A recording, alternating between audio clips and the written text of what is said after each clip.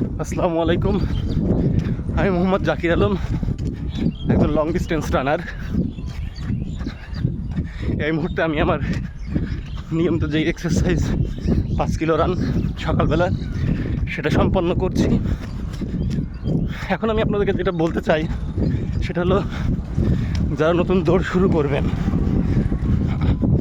কিন্তু সঠিক দিক নির্দেশনা, গাইডলাইন অথবা তথ্যের অভাবে বা মোটিভেশনের অভাবে দৌড় শুরু করতে পারছেন না বা কীভাবে করবেন সেটা বুঝতে পারছেন না, তাদের উদ্দেশ্যে আমার ব্যক্তিগত অভিজ্ঞতা থেকে কয়েকটি কথা বলতে চাই।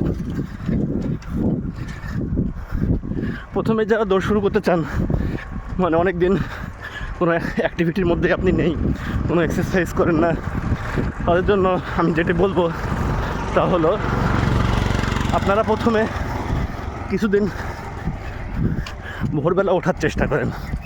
ভোরবেলা ঘুম থেকে উঠে সরাসরি দৌড় শুরু না, আপনারা কিছুটা হাঁটাহাঁটি করেন। যেমন ভোরবেলা ঘুম থেকে উঠে আপনারা যেটা করতে পারেন যে আধা ঘন্টা আপনারা হাঁটবেন। এভাবে 1 সপ্তাহ বা 10 দিন যখন আপনি কন্টিনিউ করতে পারবেন, ভোরবেলা ঘুম থেকে উঠে 30 মিনিট হাঁটা, তখন আপনার ভোরবেলা ঘুম থেকে ওঠার অভ্যাসটা হয়ে যাবে। এরপর আপনারা যেটা করবেন সেটা হলো, ওই 1 সপ্তাহ বা 10 দিন পর থেকে হালকা আকারে জগিং শুরু করবেন। খুবই ধীর স্থির প্রকৃতির, গতি নিয়ে কোনো চিন্তা করবেন না। জাস্ট চেষ্টা করবেন যেন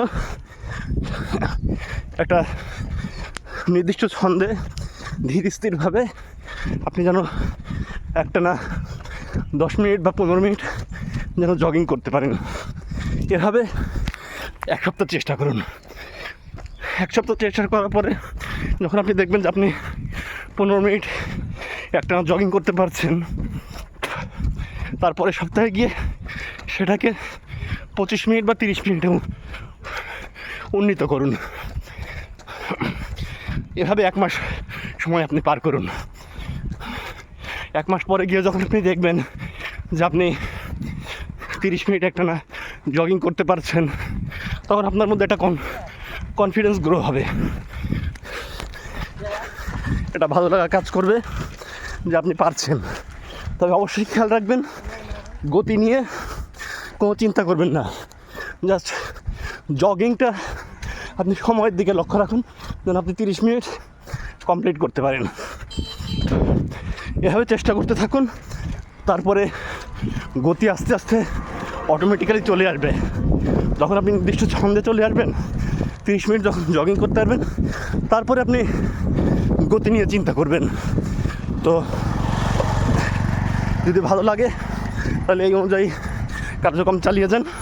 আর এর মধ্যে যদি কোনো রকম অসুস্থতা বোধ করেন, সাধারণত প্রথম দিকে জগিং শুরু করলে শরীরে পায়ে হালকা ব্যথা অনুভূত হতে পারে, যেটা অটোমেটিক্যালি নিয়মিত এক্সারসাইজের মাধ্যমে আপনার ভালো হয়ে যাবে।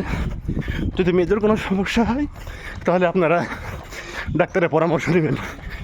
তো পরবর্তীতে আবার নতুন কোনো ভিডিও নিয়ে আপনাদের সামনে হাজির হব। ততদিন ভালো থাকবেন। আল্লাহ হাফিজ।